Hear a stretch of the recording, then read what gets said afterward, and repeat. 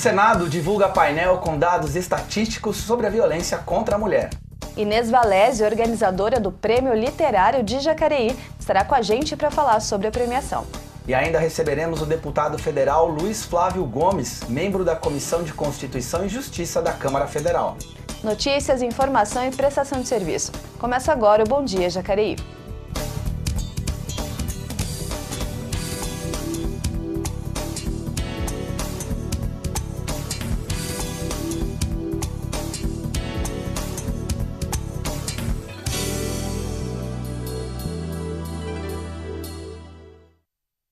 Olá, hoje é sexta-feira, mais uma semana de Bom Dia Jacareí se encerrando na nossa TV Câmara. Bom ter você aqui nos acompanhando e principalmente se informando sobre nossa cidade e sobre tudo aquilo que acontece no Poder Legislativo de Jacareí, não é mesmo, Leilane? Isso aí, bom dia Elton, bom dia para você aí de casa. Aqui você fica sabendo os principais destaques de tudo o que aconteceu aqui na cidade.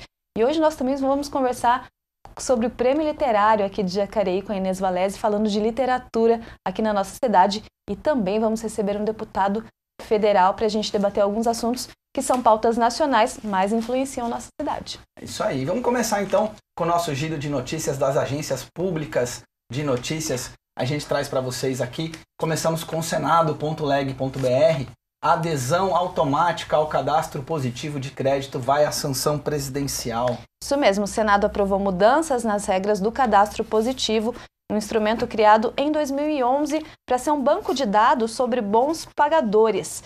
Então essa ideia o texto foi aprovado e originado do substitutivo da Câmara dos Deputados. Então foram 66 votos favoráveis e 5 contrários. A ideia então desse projeto é fazer com que mais pessoas que tenham as contas pagas tenham aí informações dispostas para que sejam visualizadas como cadastro positivo. Muito bem, tá aí.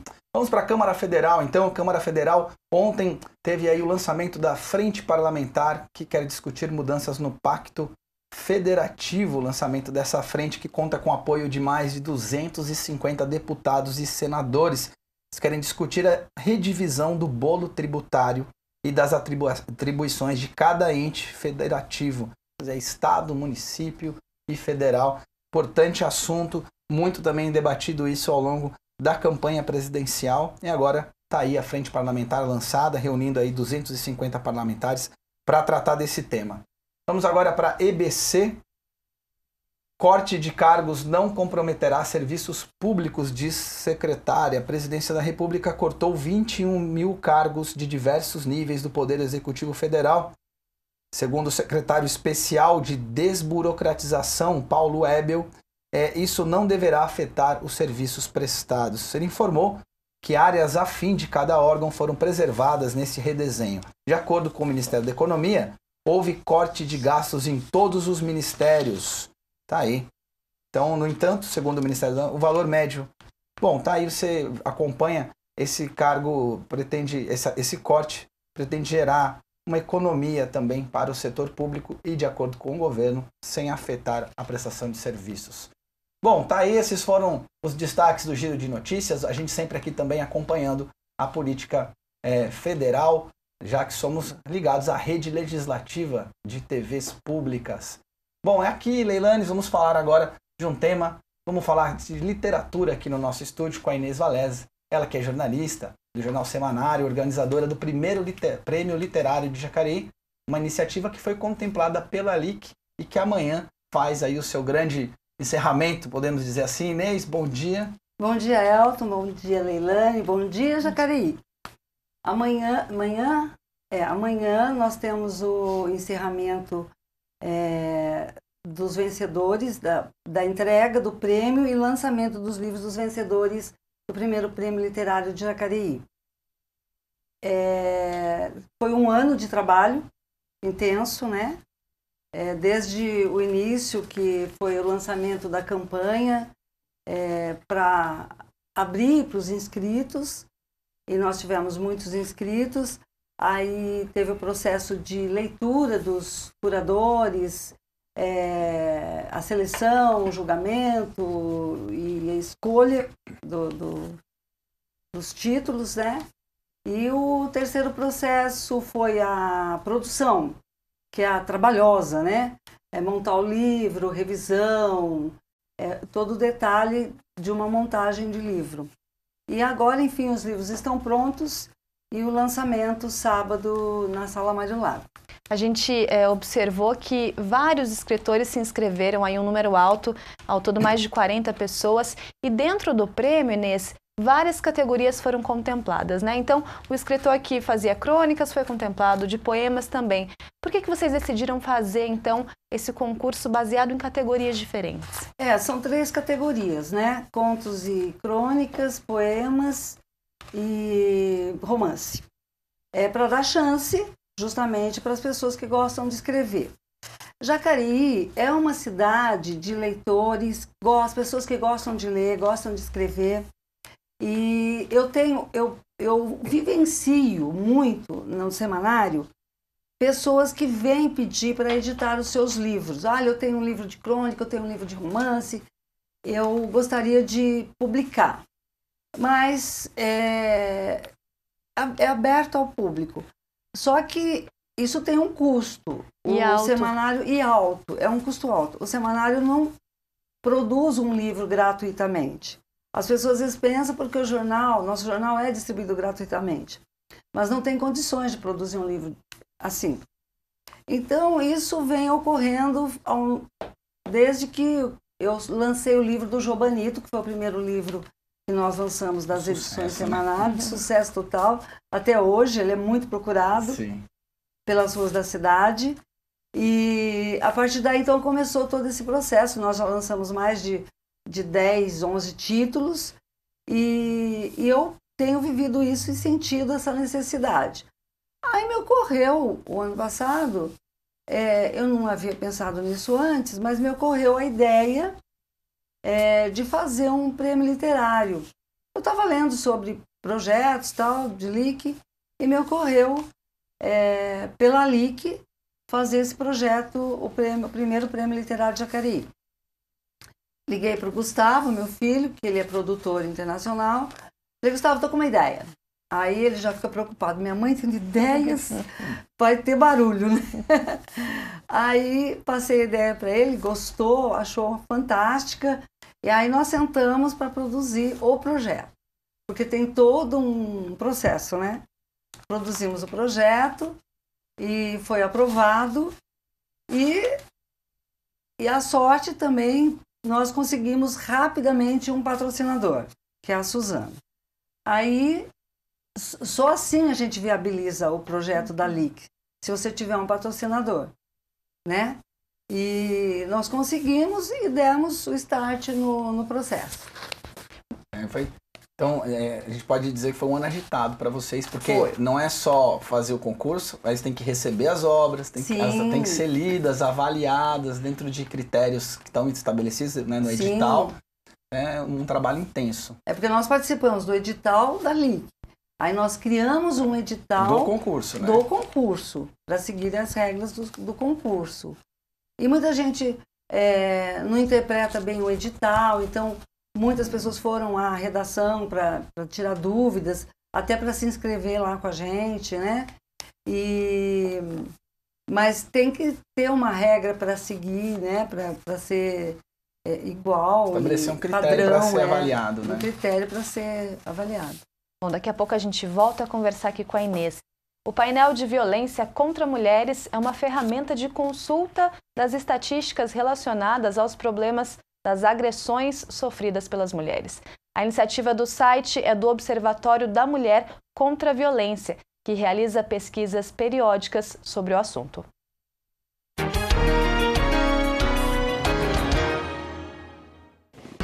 Em 2016, 4.635 mulheres foram vítimas de feminicídio. No mesmo ano, quase 225 mil ocorrências de agressões à mulher foram registradas. Os dados estão disponíveis no Painel de Violência contra as Mulheres, página criada pelo Senado Federal para alertar a população e ajudar na criação de políticas públicas de enfrentamento ao feminicídio. A página é interativa, traz indicadores estaduais e nacionais, informações específicas de ocorrências, como nível de escolaridade, faixa etária e causa da morte. Os dados de violência contra a mulher são coletados em diferentes órgãos, analisados e enviados para o painel. e a tecnologia permite uma interação dos usuários de forma dinâmica. O coordenador do projeto explica que mapear as informações é um dos desafios enfrentados. Quando você tem muitas informações em vários locais diferentes e todas as análises ficam estanques nesses locais diferentes, você não consegue ter um retrato que passe por toda a política de enfrentamento, que é uma política muito complexa, porque você tem retratos fragmentados. O que a gente tenta fazer com esse painel é juntar esses retratos num local só. Tentar pegar as informações que são da justiça, trazer as informações que são da saúde, homicídios, notificações de saúde, ocorrência policial, tentar colocar tudo no mesmo ambiente, inclusive com algumas métricas comuns, para a gente tentar analisar como é que a gente consegue perceber essa informação nos vários caminhos, no caminho da mulher, no fluxo de atendimento. A integrante da bancada feminina e autora de projetos na área de defesa da mulher, senadora Rose de Freitas, comentou a importância do trabalho desenvolvido. Esse painel interativo vai mostrar os números da violência, para que isso incomode as pessoas. E as pessoas saibam que isso não é historinha. Não tem ali uma mulher porque ela saiu com a saia curta, porque ela fez isso, porque fez aquilo, porque ela bebeu. Não tem isso. Tem uma realidade latente que está diante dos nossos olhos. Esse painel vai mostrar isso. Agora, vamos junto com esse painel, além de monitorar a violência, vamos trabalhar porque os atos concretos punam os agressores.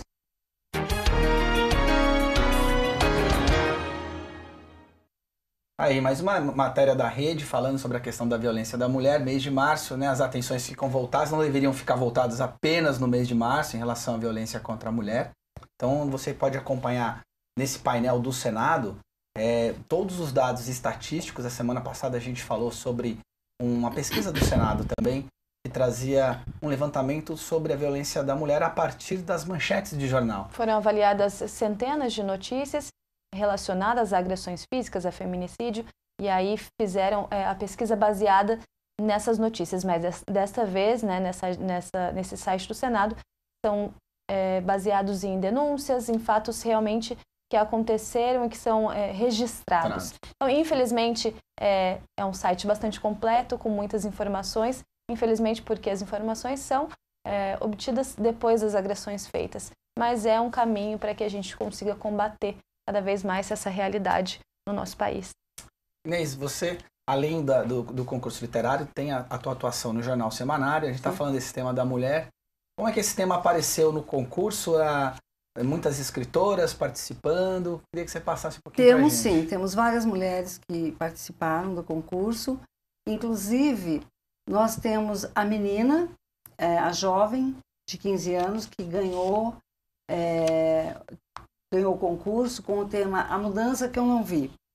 E essa menina, a história dela, ela fala da transformação dela de menina para moça, coisas que ela esperava, e ela enfrentou uma outra situação. Então, é bem interessante o livro, porque ela narra, né, esse processo, essa dificuldade que o adolescente tem desse processo da infância, pré-adolescência e juventude. Muita informação, muita coisa acontecendo, né, Inês? E justamente a mudança que eu não vi é essa mudança que ela esperava, né? E que eu não vou contar a história. Não vamos dar um spoiler, né? Daqui a pouco eu conto a história e aí você tem que ler. Mas é bem interessante e é esse processo. Ela fala desse processo da menina-mulher. A gente está falando para a mulher. Sobre o primeiro prêmio literário, né? Já aconteceram diversos concursos que envolviam a literatura aqui na nossa cidade, mas quando a gente fala de primeiro prêmio é justamente pela questão do valor que foi concedido às pessoas que ganharam. E esse valor acaba ajudando para que os escritores iniciantes, na maioria, consigam aí estabelecer uma carreira? Sim, é assim, o primeiro prêmio literário de um vulto grande, né? O vencedor, ele tem o livro dele editado, tá? Que isso já é um grande prêmio, e ele vai ganhar também um prêmio em dinheiro. Cada vencedor vai ganhar R$2.000, tá? Que é uma boa quantia do prêmio. E com o livro e um dinheiro, ele pode correr às editoras do Brasil oferecendo a obra. Ele tem uma obra avaliada por escritores nacionais, de gabaritados, editado por uma editora conceituada, que é edição em semanário, de um projeto de lei de cultura, de incentivo à cultura. Então, ele já está assim... ele já sai na frente ele aí, de sai muita na gente frente. que está... Né? Ele não vai lá com uma obra digitalizada, olha, eu sou escritor. É difícil. Então, ele já tem uma porta aberta. Já facilita, aí vai depender de cada um, né? Agora foi lançada a sorte. Ele pode dar continuidade à sua carreira e quem sabe amanhã teremos grandes escritores, né? Na cidade e grandes nomes levando o nome de Jacareí afora. Independente também dos ganhadores, né? Muitos outros escritores participaram, Sim. né? São pessoas que podem querer dar continuidade a essa atividade, né? Olha, nós vamos ter o site do Plige, que já está no ar, que nós estamos trabalhando com ele desde o início. No site agora, depois da premiação, nós vamos publicar todas as obras. Vai ser uma estante virtual, né? Vai ser uma estante virtual. Todo mundo, então, vai ter um trabalho visto. Vai ter um trabalhinho lá publicado no site. Então, a população vai ter acesso. Eles não vão ficar no anonimato total. Esquecidos. Né? Esquecidos. Eles vão ter lá e durante 2 anos esse site vai ficar no ar e as obras deles vão estar lá. Legal. Tudo bem, bom, agora é hora de você saber se o clima vai favorecer os seus planos de fim de semana. Sol para quem gosta de rua e chuva para quem quer ficar em casa. Vamos ver como vai ser o fim de semana. Previsão do tempo CPTEC e INPE. Sexta-feira abafada e com instabilidade durante boa parte do dia. Sol aparece agora pela manhã e à tarde. A nebulosidade deve voltar. A umidade relativa do ar será de 72% e teremos 68% de possibilidades de chuva nesta sexta-feira, que deve ocorrer aí no fim da tarde, início da noite. As temperaturas variam entre 20 graus de mínima e 28 graus de máxima. Já no sábado, teremos novamente sol pela manhã. À tarde, o tempo vai dar aquela fechada e pode chover. A umidade do ar varia em 51% e teremos 39% de possibilidades de chuva. Os termômetros devem variar entre 20 graus de mínima e 27 graus de máxima. Já no domingo, de novo, tempo muito abafado na cidade de Jacareí e possibilidade de chuva no período da tarde. A umidade do ar sobe para 77%, a possibilidade de chuva cai um pouco para 27% e as temperaturas variam entre 20 e 29 graus. Hora de falar de esporte. O final de semana vai ser agitado para os atletas do rugby e do bicicross aqui de Jacareí. Acompanhe o Câmara Esporte.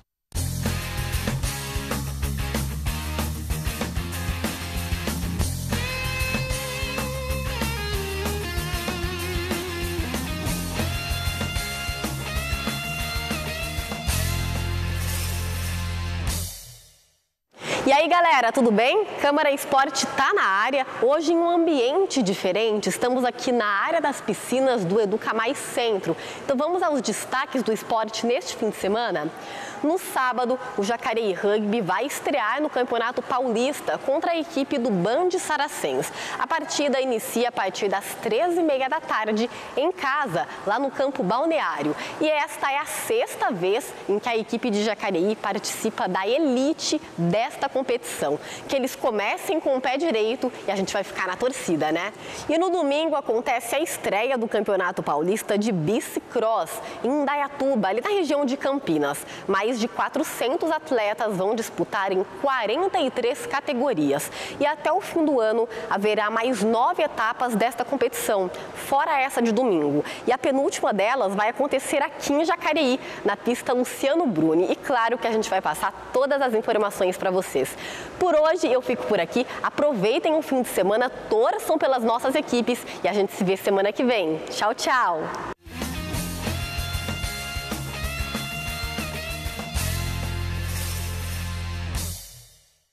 Muito obrigado, a Daniela, pelas informações do esporte. Agora nós vamos conferir mais uma matéria sobre o Câmara Jovem 2019. Dessa vez a nossa equipe acompanhou a votação da escola João Vitor Lamana. Confira.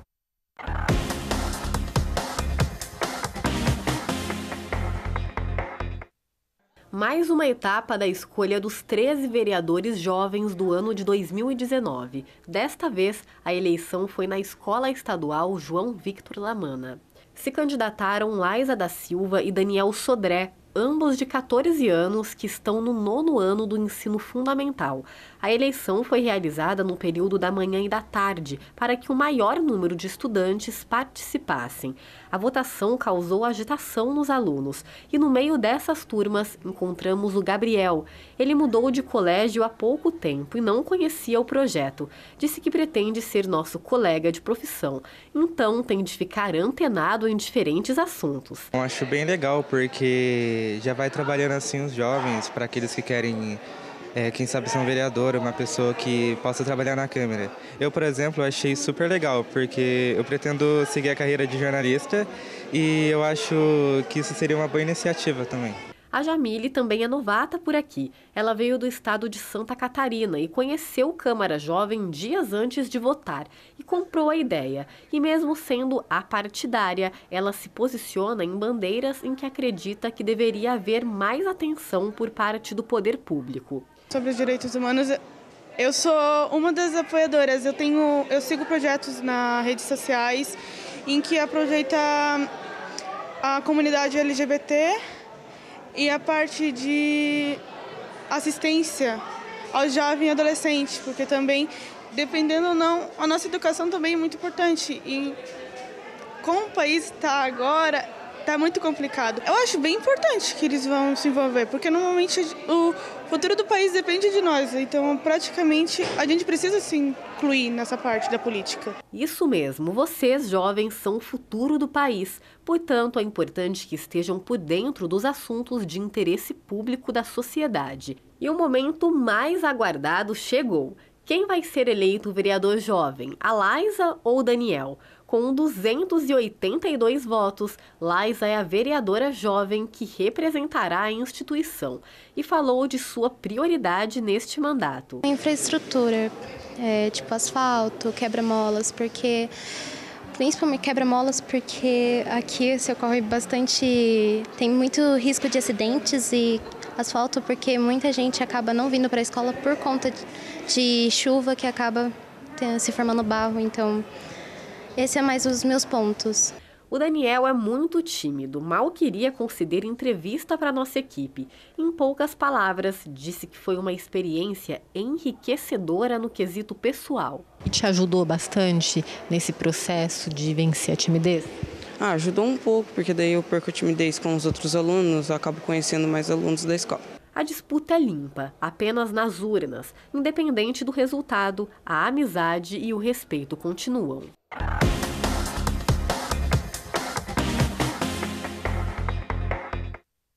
Aí, a gente vai acompanhar, né, as outras escolas também aqui no Bom Dia Jacareí. Então, se você está dentro, quer concorrer para o Câmara Jovem, já se prepara para dar uma entrevista para a gente. É isso aí. Bom, a gente está falando aqui sobre prêmio literário e a gente tem uma arte falando dos ganhadores, né? A gente está falando tanto e vamos conhecer agora os ganhadores. Queria que nossa equipe colocasse aí na tela. A Inês pode comentar um pouquinho deles. Tem o Rafael Quintiniano, da esquerda, a Larissa Bueno, super jovem, 15 anos, e George Capelli. Cada um com a sua característica, né? O Rafael venceu na categoria Poemas, a Larissa Contos e Crônicas e o George Capelli Romance. Aí tá aí o nome no trabalho deles. Quem tem medo dos lobos do mal, do George Capelli. Bem interessante a leitura. E Elétrons do Céu de Netuno, do Rafael Quintiniano, Poemas. A Mudança que eu não vi, da Larissa Bueno, que a gente contou um pouquinho da obra dela, só um spoilerzinho. Então, os ganhadores do Plige. Então, pra gente fechar, vamos reforçar esse convite. Então, amanhã, lá na Sala Mário Lago, o horário. Às 19 horas, vai acontecer o lançamento e a premiação dos vencedores do Prêmio Literário.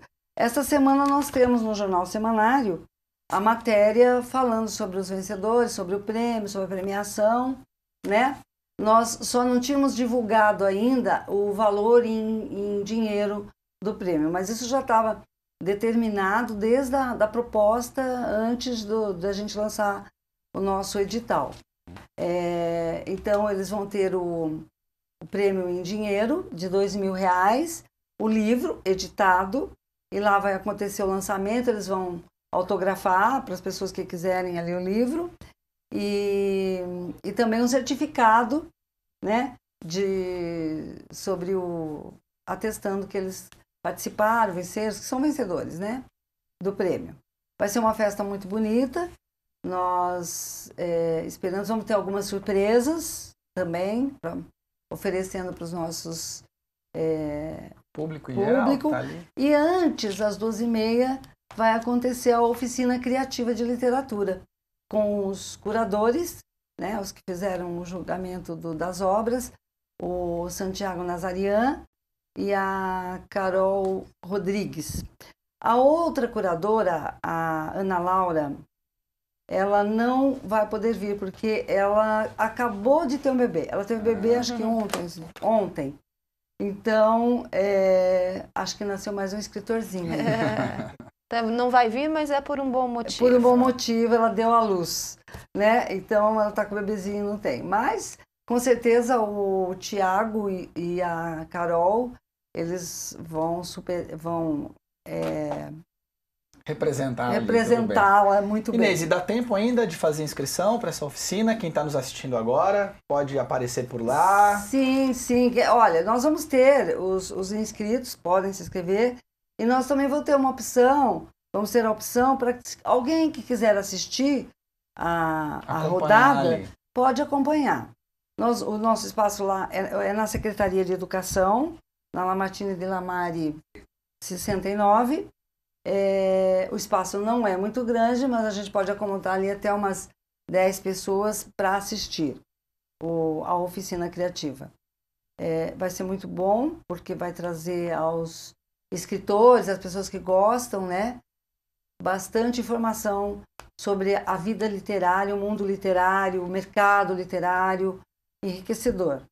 Inês, obrigado pela sua participação aqui no Bom Dia e parabéns aí pela iniciativa do Prêmio Literário aqui da cidade. Eu que agradeço, Elton, você. Aliás, a TV Câmara, que também nos deu apoio no início, divulgando, tivemos um bom resultado, graças aos colegas de trabalho, né, que nos ajudaram muito nessa divulgação. E espero vocês lá amanhã também. Obrigado pela sua presença. E um bom dia para todos. Bom, é isso aí. A gente vai para o intervalo rapidinho. Na volta, a gente vai receber o deputado federal Luiz Flávio. Bom dia, volta já.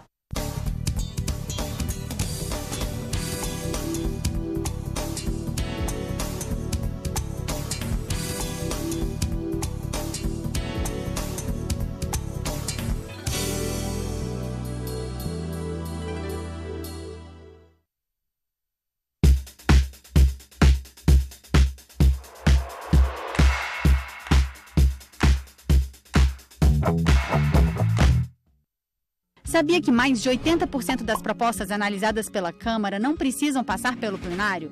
É o que chamamos de tramitação conclusiva. Quando uma proposta tramita conclusivamente, ela segue direto para o Senado se todas as comissões chegarem a uma mesma conclusão sobre ela, seja para aprovar ou para alterar. A proposta perde o caráter conclusivo quando há uma decisão divergente entre as comissões, ou se for aprovado em plenário um recurso assinado por 51 deputados, pedindo que ela seja votada pelo plenário também. Mas a tramitação conclusiva não vale para todo tipo de projeto, não. Precisam necessariamente passar pelo plenário os projetos de lei complementar, de códigos, como o Código Penal, por exemplo, de iniciativa popular, de autoria de uma comissão, de autoria do Senado e os que tramitam em regime de urgência. Você sabia que um pneu velho esquecido no quintal pode servir como criatório para o Aedes aegypti, o mosquito que transmite doenças como a dengue, a chikungunya e a zika? Em 45 dias, um único mosquito pode contaminar até 300 pessoas. Se for guardar pneus velhos em casa, deixe-os em locais cobertos e protegidos da chuva.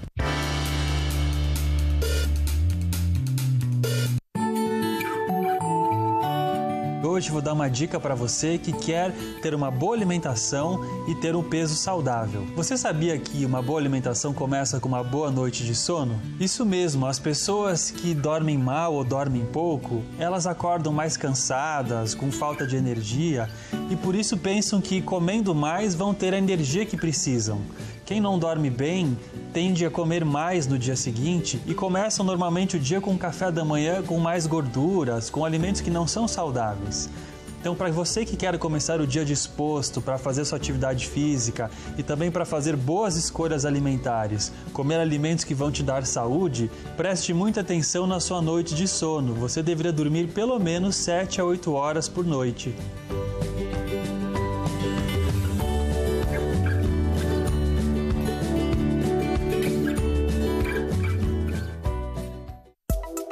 A Defesa Civil é responsável por coordenar os trabalhos dos órgãos públicos em casos de enchentes, deslizamentos de terra e catástrofes naturais, orientando e ajudando nos trabalhos do Corpo de Bombeiros, Polícia Militar e serviços de emergência.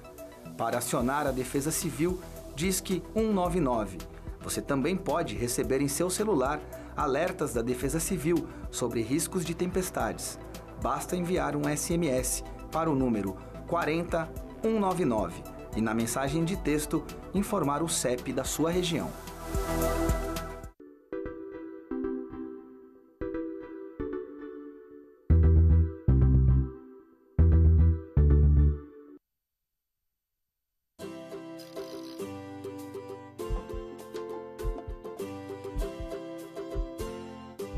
Orientações de segurança para os ciclistas. Use roupas claras, luzes noturnas, adesivos refletivos. Pedale pela direita e sempre na mesma direção do trânsito. Não pedale muito à direita, colado no meio-fio. Assim, os carros vão tentar passar na mesma faixa em que você está, mesmo que não haja espaço. Isso também te ajuda a evitar o perigo de buracos e bueiros sem tampa. Respeite os pedestres, pare nas faixas e nos sinais. A rua é de todos.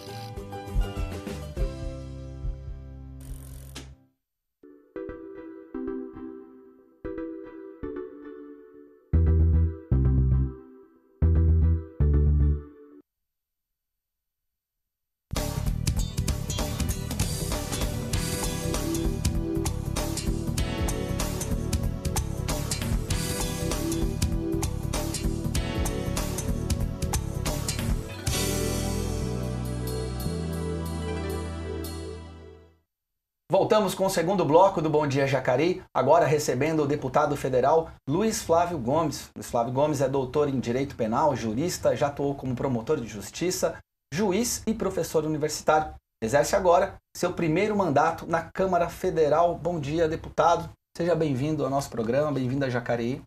Bom dia. Prazer imenso de estar aqui na TV Câmara aqui de Jacareí. Vamos bater um papo, temos vários assuntos hoje quentes aí no Brasil todo, podemos dar uma repassada em tudo isso. Nós queremos reconstruir o Brasil, novo Brasil. E novo Brasil significa passar uma vassoura, uma limpeza geral e muita coisa. E é o que nós estamos começando a fazer. Vamos juntos. Professor, o senhor está falando aí sobre temas quentes, né? Essa semana a gente viu que completou um ano do assassinato da Marielle Franco, que é ex-vereadora do Rio de Janeiro. Muito se fala sobre milícia. A milícia está, infelizmente, na pauta do nosso cenário nacional. Como é que o senhor tem avaliado toda essa participação da milícia, envolvendo também a política? As milícias foram ganhando força no nosso país, paralelamente aos clássicos crimes organizados de drogas. Eles foram em paralelo. Hoje o Rio de Janeiro está dividido, 48% hoje do Rio é de domínio das milícias, 52% é de domínio do tráfico de entorpecentes. Ou seja, é um estado paralelo que começa a governar e governar o povo. Isso é algo indecente, é o Estado brasileiro quebrado, Estado brasileiro que foi massacrado, sobretudo pela corrupção, e é muita gente que tomou conta do Estado brasileiro. De um lado você tem milícias, que está cumprindo o papel do Estado, ou em outros lugares o tráfico de entorpecentes, em vários lugares as elites bandidas que tomaram conta do Estado para roubar o povo e o Estado. São vários integrantes dessas elites, todas selvagens e bandidas. Então todo mundo foi tomando conta do Estado. O Estado então foi ficando cada vez mais fraquinho. Aí a justiça não reage, atua muito pouco, as polícias investigam pouco, não tem estrutura. Claro que não tem estrutura. Não interessa para a bandidagem do crime que a polícia seja boa. Então nós temos que corrigir muita coisa. Isso é uma ideia de novo Brasil. O novo Brasil é passar limpo tudo isso. Não pode ter milícia. Milícia é Estado paralelo, é tudo bandido. Bandidagem você tem que eliminar, né? É tirar de circulação, botar o processo, responder por processo, etc. Caso Marielle, 1 ano da morte dela, tem que apurar os fatos. E se for o caso, taca a Polícia Federal lá. A Procuradoria-Geral da República está querendo fazer isto, bota a Polícia Federal. Se a polícia local está com dificuldade, porque os milicianos são muito fortes e estão com entrosamento na política agora, ou seja, é a política junto com a milícia, bota a Polícia Federal, não tem conversa. Mas nós temos que mostrar força para eliminar essas forças nefastas que estão estrangulando o Brasil. Professor, a gente fala muito de Estado paralelo e às vezes a impressão que a gente tem é que quem está ficando em paralelo é o próprio Estado brasileiro, porque as relações entre o crime organizado e a política e o governo e as instituições, elas estão cada vez mais, elas estão se permeando, se misturando. E a gente fala muitas vezes como se o crime fosse à parte, como se o crime estivesse localizado na periferia, entre a população mais jovem. A gente vê medidas como agora o pacote anticrime, que tratam de alguns temas, mas falta encarar isso como fato. Até que ponto o Estado brasileiro está corrompido, até que ponto o crime organizado faz parte hoje das instituições que deveriam atuar em favor do povo? Praticamente todos os setores já foram corroídos pelo crime organizado. Só resta saber, entender bem, quais crimes organizados foram então sequestrando o Estado, corroendo o Estado por dentro e praticamente eliminou a força da legalidade, a força do Estado, já foi-se embora. Funciona pouco, é um serviço hoje caótico para a população em termos de segurança, mas está indo já para o colapso em muitos pontos, em alguns lugares, está colapsando porque acabou mesmo. Tem lugar que está fechando o distrito policial, não tem viatura, não tem policial, não tem nada. Ou então, mas quais crimes organizados que foram comendo o Estado até deixar o Estado dessa maneira aí, quase que um doente em estado terminal?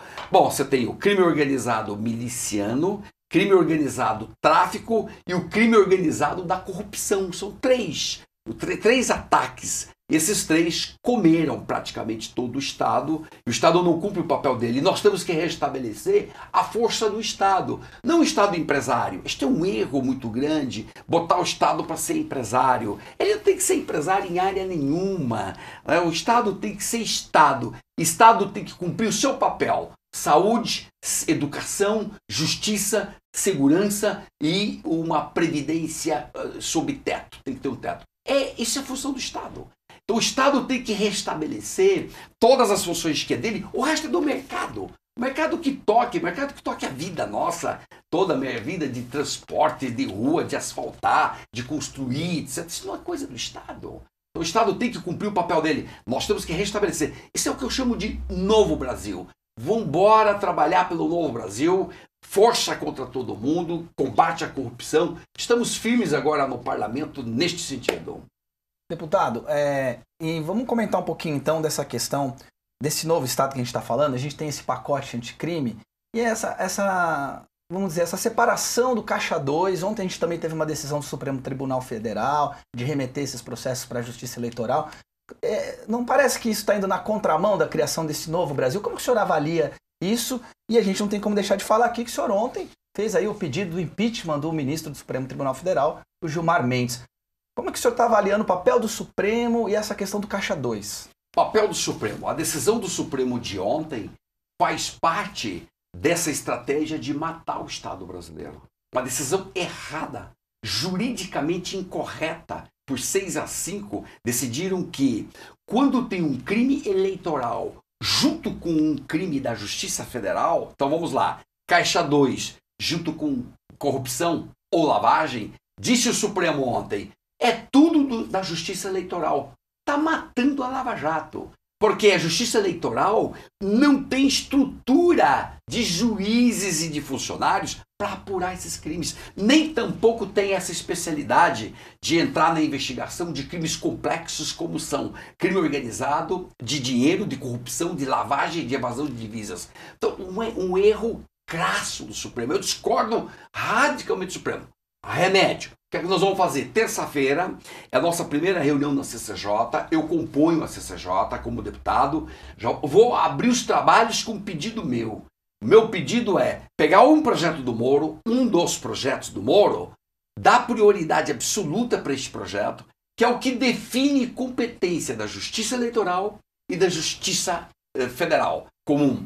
Então nós temos que aprovar isso urgente, passar logo, dizer o que é que o legislador pensa sobre isso, para deixar claro. E aí o Supremo tem que acolher a decisão legislativa que nós vamos propor. Então, urgentemente corrigir este equívoco do Supremo que está jogando em favor da bandidagem e da corrupção.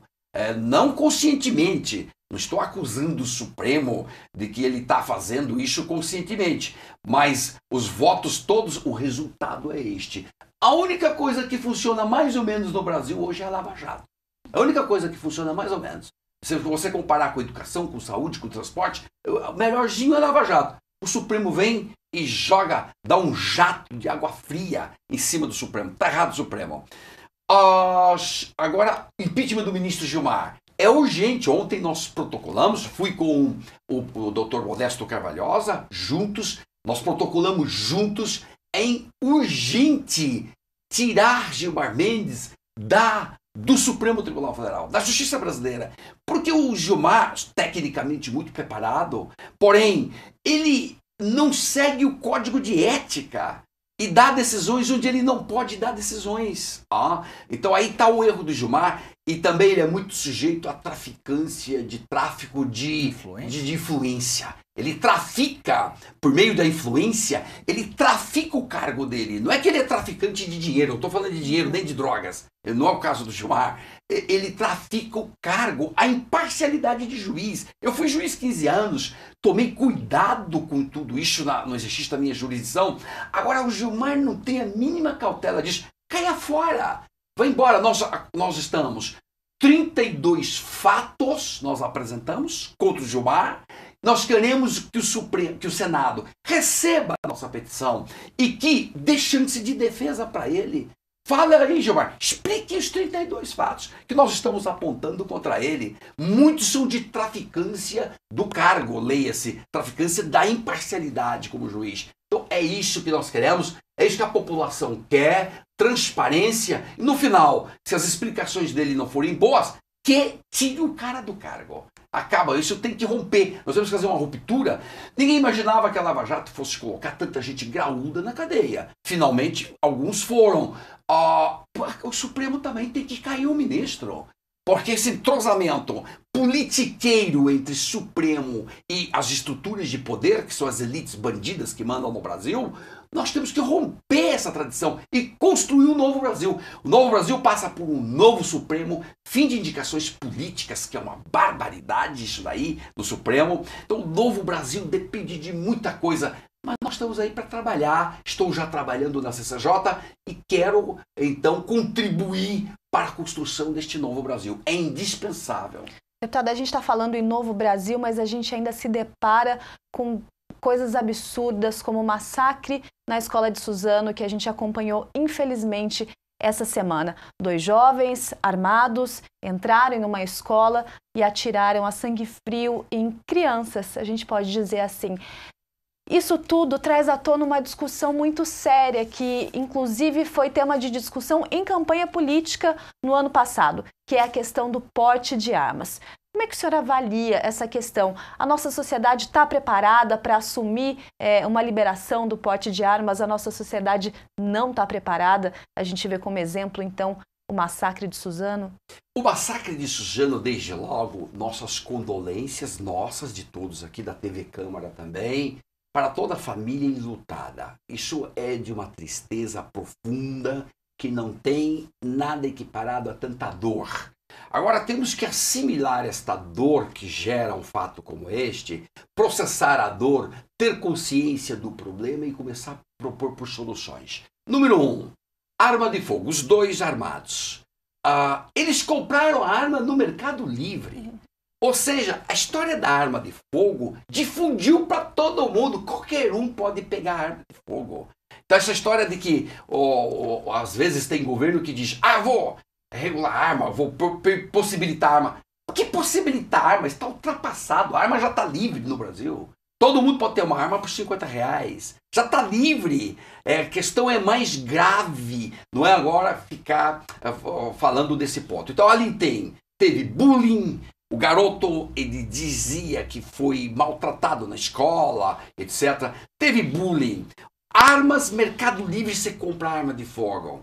Os dois nem trabalhavam, nem estudavam. Um de 17, outro de 25. Isso é o que nós chamamos de nem.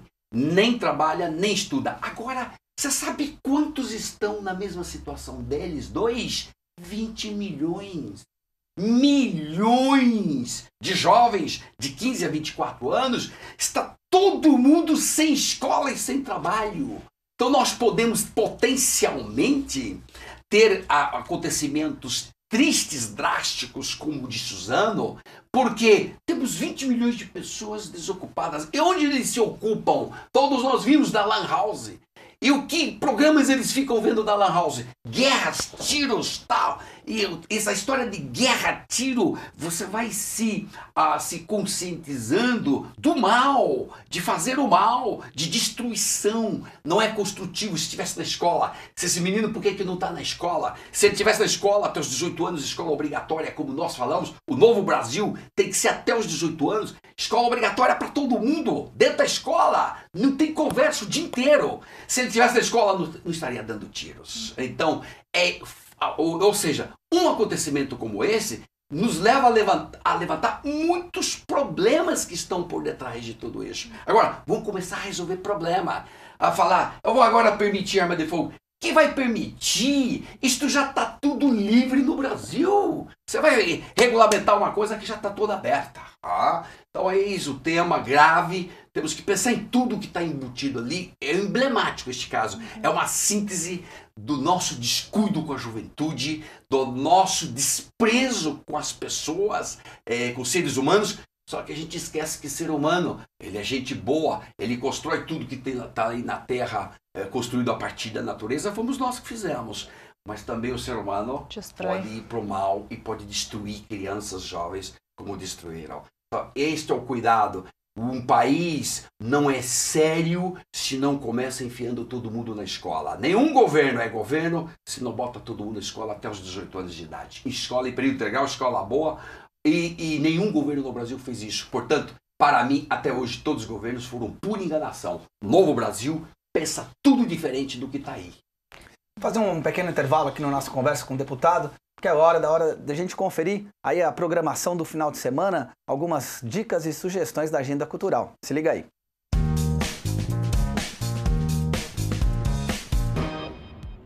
Se liga nessa exposição que está acontecendo aqui no Museu de Jacareí. Indústria, Patrimônio e Memória. Conta a história das empresas aqui da cidade. Ela está disponível até o dia 28 de março, de terça a sexta, das 9 às 4 e no sábado, das 10 até às 4. Mas se você está procurando um outro programa, se liga. Segunda-feira tem Cinecult na Sala Mário Lago.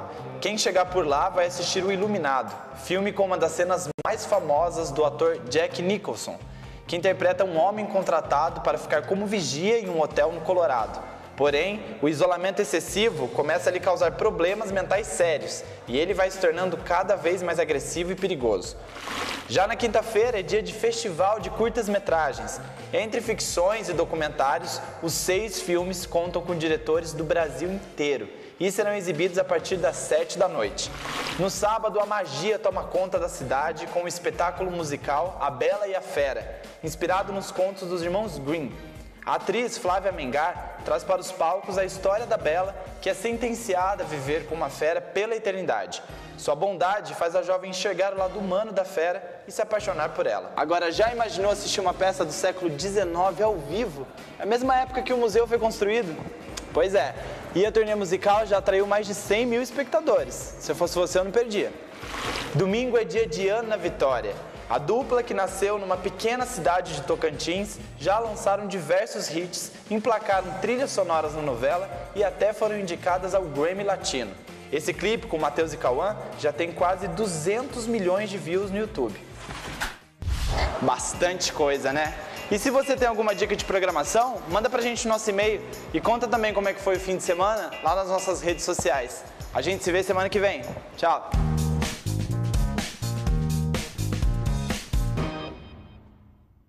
Aí, voltamos. Estamos hoje conversando com o deputado federal Luiz Flávio Gomes, do PSB de São Paulo.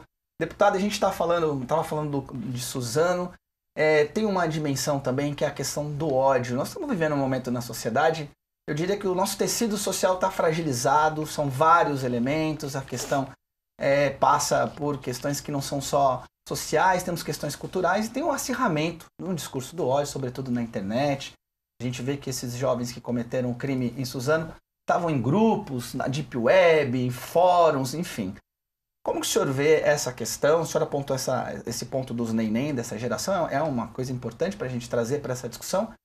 E, ao mesmo tempo, a gente tem determinadas figuras políticas do Brasil, a gente tem um governo que defende um acirramento, um combate, como se a gente estivesse num clima de permanente campanha política. Isso vindo de figuras públicas, isso não acirra esse sentimento esse acirramento que está acontecendo na sociedade? Eixo duas coisas então, Elton. Em primeiro lugar, a questão do ódio. Em segundo lugar, o acirramento da violência, do clima de violência e de guerra que nós estamos vivendo. Bom, o ódio é o seguinte, o ódio não é difícil de entender. Você tem as elites todas selvagens que governam o Brasil, elas massacram as classes sociais que estão na base da pirâmide. Cada vez os direitos das pessoas são cortados mais. É trabalhador, depois o precarizado, o trabalho precário, agora está atingindo classe média. Você vai perdendo o poder de todo. Por quê? As elites selvagens querem ficar tudo para ela. Quando você concentra muito a renda e não faz uma coisa equitativa, você tem que computar que vai dar muito desequilíbrio aqui embaixo, porque está todo mundo infeliz. Educação é ruim, saúde é ruim, transporte é ruim, o trabalho está precarizado, ninguém mais tem garantia no trabalho. Então, a classe de cima, as elites que governam e que mandam no Brasil, para segurar esta população embaixo, tem que injetar ópio na veia do povo. Se eu não tacar ópio no povo, com temas polêmicos, discute aquilo, é isso que a internet está cumprindo esse papel. As elites fazem isso de propósito. Deixa o povo quebrar o pau, deixa o povo sentir ódio do outro, porque enquanto o povo tem ódio um do outro, eles não se unem. E um povo não unido nunca tem mudança no país. É uma estratégia de governo. De Roma, dividir para nós. Claro que é muito óbvio que é isso. É estratégia de governo. Não é de governo deste governo, é de estratégia de quem manda no país. É estratégia de domínio do país. Tá? E nós, então, estamos caindo nessa onda, ficando brigando com o outro, uma polarização tremenda, e nós não estamos unidos para discutir nossos problemas e levantar o Brasil, um Brasil sério, sobretudo começando pela educação. Enfiar todo mundo na escola até os 18 anos, período integral e tal. Esse é um tema do ódio, que é programado, é tudo certinho, tá cumprindo o jogo. E o povo está entrando no jogo de quem está desgraçando a vida dele. De um lado. E de outro lado, o segundo item, que você falou... do acirramento das figuras públicas. Isto, da violência, de estimular o uso de violência. Isso é um complemento da primeira parte. Quem está no governo, para segurar uma base eleitoral, você difunde um tipo de discurso que satisfaz aquela pessoa momentaneamente, ele fica feliz, porra, esse discurso aí, o Brasil vai mudar, babá, mas no fundo você só está difundindo violência. Violência é destruição. E no Brasil nós estamos destruindo seres humanos, 64 mil por ano assassinados, 45 mil no trânsito destruídos, estamos destruindo rios, a natureza. O Paraopeba agora perdeu 300 quilômetros de rios, o Rio Doce, antes em Mariana, foi quase inteirinho tudo perdido. Estamos destruindo rios, destruindo florestas, matando animais, estamos matando gente. Ou seja, tá correto isso, gente? Não tá na hora da gente parar um minuto dessas polêmicas nossas? Aqui é PT, PSDB, PT, Bolsonaro, blá, blá. Para de pensar isso, porque temos que olhar para frente. Senão você não constrói uma saída para este país. Por exemplo, por que não estamos todos unidos para dizer o seguinte: para o Brasil, se não tiver todo mundo dentro da escola? Parou o Brasil, vamos parar o Brasil. Ó, tem que estar dentro da escola. Número 1, que pelo menos a criança come 5 vezes por dia, o dia inteiro de exercícios, atividades, e matemática, ciências, português, mais ginástica, futebol, dança, vôlei. Vai aprender tudo na escola, tem que ter treinamento. E fazer escola para estudar. O grande problema do Brasil não foi não ter levado as crianças para a escola. Elas foram. Vai na ONU. Olha o placar da ONU. Que beleza que está o Brasil. 98% das crianças estão nas escolas. Que lindo. 98% das crianças estão nas escolas. Que lindo. Mas que tipo de escola? Que tipo de estudo? Você sai da escola sem ter aprendido a estudar. Como é que escola é para estudar? Então não tem como. Você vai fazer. Tudo que você faz na vida é para treinar e fazer a coisa seguinte. Cadê o treinamento de estudo? Estudo é duro, estudo é sério quando é levado a sério. Nós temos que transformar. Então, o Novo Brasil não concorda com tudo isso que está sendo feito. E o problema não é dinheiro. O Brasil gasta mais em educação do que a média de todos os países ricos do mundo, que gastam 5% do PIB, o Brasil gasta 5,6% do PIB. O problema não é dinheiro, está mal gasto, está mal empregado, o professor está desprestigiado. É uma desgraça o que a política pública faz com os professores. Então nós temos que respeitar o professor, pagar bem, botar todo mundo para estudar. Número um. Depois, vamos para a saúde, mexer na saúde. Isso é função do Estado. Agora, Estado, para que tem empresas? Estado não é empresário. Aí acaba de emprego, enfia políticos lá. Não todos políticos, claro, eu pertenço à política hoje, conheço muita gente muito boa, mas é cabide de emprego, é fonte de gastos desnecessários, arrebenta o país. Não há país que suporte isso no mundo, da maneira como nós nos organizamos, todos nós. Não há país que suporte no mundo. Aí você vai estar indo para o desastre. E nós temos que evitar esse desastre. Nós temos o que nós pudermos fazer, a mídia, nós professores, políticos, eu, professor e político, nós temos que estar fazendo e orientando a população. Meu caro, para um minuto, olha o que está acontecendo. Não passa dia no Brasil mais sem uma grande desgraça. É enchente de São Paulo, é enchente do Rio, é Mariana que arrebenta, é Brumadinho que arrebenta e vai destruindo tudo. Você só vê destruição. A palavra hoje que sintetiza o Brasil é destruição.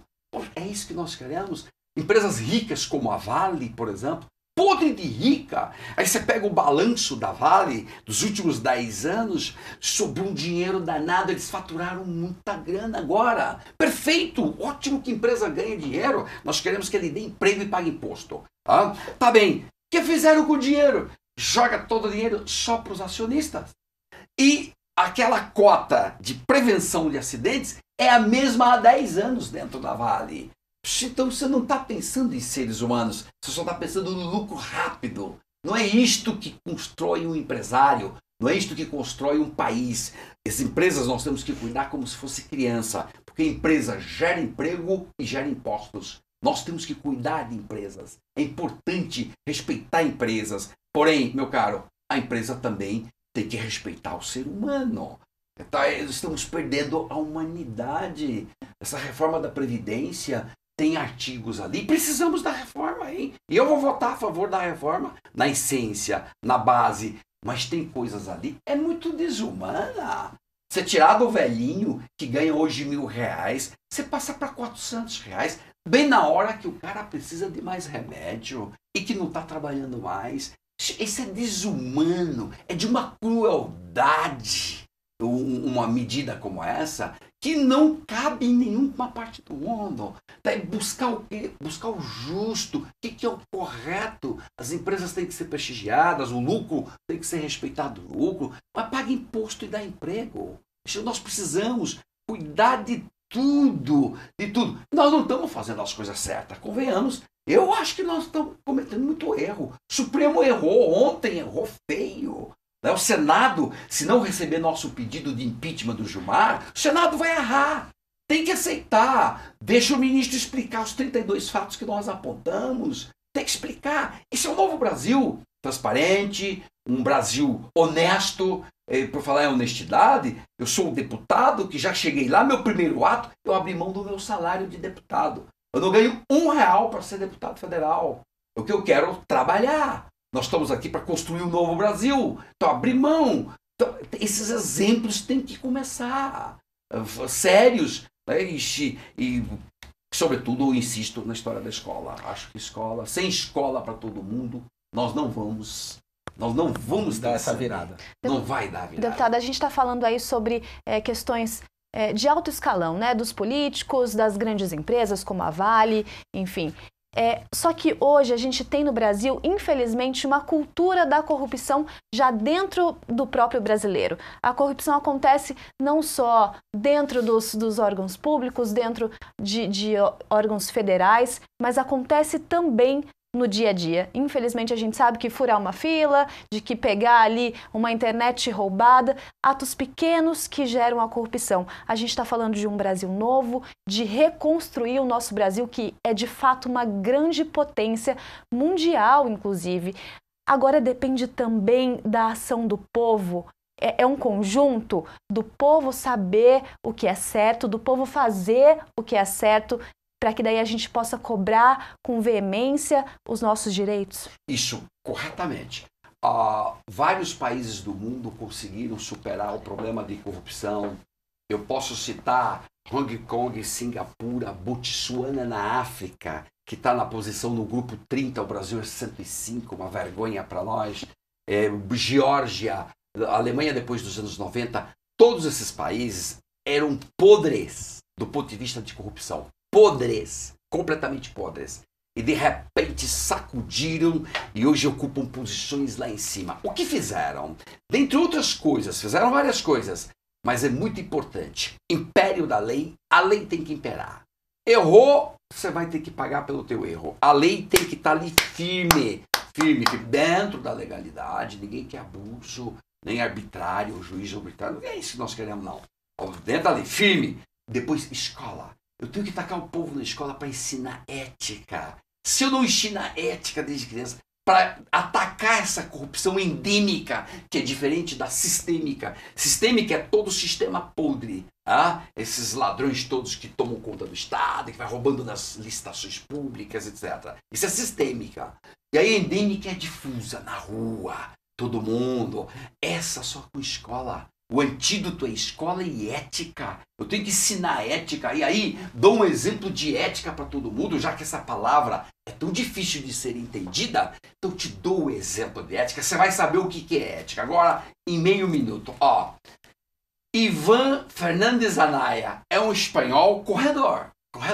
Em Navarra, em dezembro de 2012, a corrida, está lá uma corrida, toda a província toda ali de Pamplona, corrida longa, e um queniano estava competindo. Evidentemente que o primeiro colocado foi um queniano, Abel. E o Abel chega em primeiro lugar e o Anaya, ele vem em segundo lugar, o espanhol. Só que a distância dos dois é medonha. E o queniano não entende as placas da chegada e tinha muitas placas, estava muito mal sinalizado. Quando ele se aproximava, já estava tranquilo, já ganhou, os jornalistas já chegaram, ele não ultrapassou a linha final. E o espanhol captou que ele não percebeu, bastaria o espanhol chegar e ele é o ganhador e ponto, vai para os anais da corrida, ele que ganhou. O espanhol O Ivan, o que fez quando percebeu, tentou falar com o queniano, ele não entendeu. Ele tentou falar, isso não terminou, faltam 2 metros para você terminar. Aí ele pegou o queniano, o espanhol, pegou o queniano pelo braço, puxou o queniano, jogou o queniano para frente. Ele ganhou e o espanhol em segundo lugar. Aí todo mundo dizendo o seguinte pro Ivan, que absurdo os jornalistas espanhóis, que absurdo você poderia ter ganho a competição e faturado a grana, que era um dinheiro muito alto. O técnico dele deu uma bronca nele, não te treinei para você perder, te treinei para você ganhar, etc e tal. O Ivan diz, se eu tivesse ganho, todo mundo viu que foi ele que ganhou. Se eu passo, o que eu ia explicar depois lá para minha mãe lá em casa? Isso é ética. Você vê a base, a matriz de formação ética. Você não tolera uma injustiça dessa, porque foi o outro que ganhou. Ele puxou o outro. Ética é você respeitar todos os outros e tudo que é dos outros, não é teu. Você não pode entrar e invadir coisas dos outros. Então, para ensinar a ética, não tem melhor coisa que os exemplos. Este é um ótimo exemplo. Agora você sabe o que é ética. Já imaginou se no serviço público todo nós fizéssemos isso? Se no mundo empresarial, esses podres, corruptos empresários, não todos os empresários, mas tem empresários podres e corruptos, Odebrecht, JBS, e vai por aí afora. Se esses podres entendessem o mínimo de ética, teríamos um novo Brasil. Um novo Brasil! Porque isso aqui é uma riqueza imensa, um país como este. Temos tudo na nossa natureza. No entanto, muita gente que é da rapina, da roubalheira, da ladruagem. Aí se desmonta o país. Deputado, a gente tem pessoas assistindo aqui, o Jaime, quero deixar um abraço para o Jaime, para o Mauro, também o João Paulo, o Davi, conhecido aqui por nós na TV Câmara Jacareí como Moleque Pipoca. Obrigado, Davi, pela sua audiência. Para a gente encerrar essa entrevista, você que está nos acompanhando, o deputado vai gravar também o programa TV Câmara Entrevista com a Cibele, aí vai ter mais tempo para falar desses assuntos. Eu queria perguntar para o senhor, já uma questão pessoal, deputado. O senhor é super respeitado, na sua carreira foi juiz, a gente resumiu o seu currículo, o senhor é professor universitário, respeitado tanto pela esquerda quanto pela direita. Por que o senhor quis ser deputado federal? Por que o senhor quis entrar na política no momento em que a política ela está tão mal vista por boa parte da população, em que existe essa destruição que o senhor falou e a descrença? O senhor acha que o senhor pode, como deputado, mudar alguma coisa? Fora da política, você não muda absolutamente nada neste país. Você tem que entrar na política para promover as grandes mudanças. Você pode, fora da política, dar a sua contribuição como ser humano e fazer as coisas corretas e até muitas vezes em benefício da sociedade. Tem muita gente 10 aí. Porém, dentro da política, você pode interferir mais. Como eu não tenho escopo econômico de ganhos, porque lutei na minha vida, já fui empresário de ensino, já fui juiz, fui promotor, fui tudo. Então, essa parte da minha vida está resolvida. Agora, você tem que se dedicar a novos desafios. O meu desafio agora é, sem ganhar R$1 lá da Câmara, que eu não aceito, que eu já renunciei ao meu salário, que eu posso contribuir para o coletivo, para construir um novo Brasil. Então, o novo Brasil vai começar por aí. Isso é uma decisão de vida. Claro, eu estou tomando essa decisão na minha vida depois que eu lutei muito da minha vida. Comecei a trabalhar com 9 anos de idade. E legal, eu não recomendo nada disso. Eu recomendo até os 18 anos que você estude. Fique na escola o dia inteiro. Até porque o estudo, ele é muito mais desgastante do que um trabalho.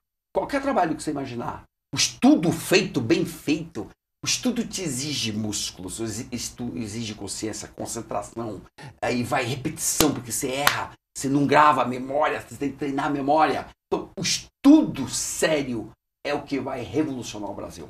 Não tem outro caminho mais rápido. Este é o estudo, ensina ética, não podemos ser corruptos e firmes. Então, vamos por aí. O que eu quero é construir um novo Brasil. Dá ideias.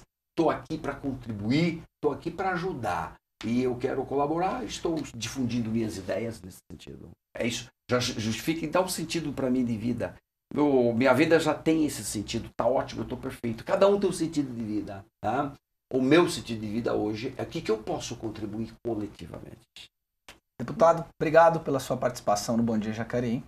Obrigada, a gente sabe que a agenda é apertada, que são muitos compromissos, mas o senhor conseguiu um tempinho para vir até aqui, a TV Câmara Jacareí. Muito obrigada. Bom, é isso aí. O Bom Dia fica por aqui. Sexta-feira, mais uma semana acabando. Lembrando que daqui a pouco, ao meio-dia, tem reprise e também às 11 horas da noite. Então, se você perdeu o Bom Dia Jacareí ao vivo, ainda dá tempo de você assistir. Obrigado pela sua audiência, pela sua participação. A gente se vê na segunda-feira. Acompanhe o Bom Dia, então. Acompanhe as notícias do Poder Legislativo em jacareí.sp.leg.br. Lá você encontra também os links para as nossas redes sociais, Facebook, Instagram, YouTube. E ainda hoje, à 1h, a Daniela Santos apresenta os destaques da semana no Notícias de Jacareí. Um bom final de semana, um forte abraço e muita paz para todos nós.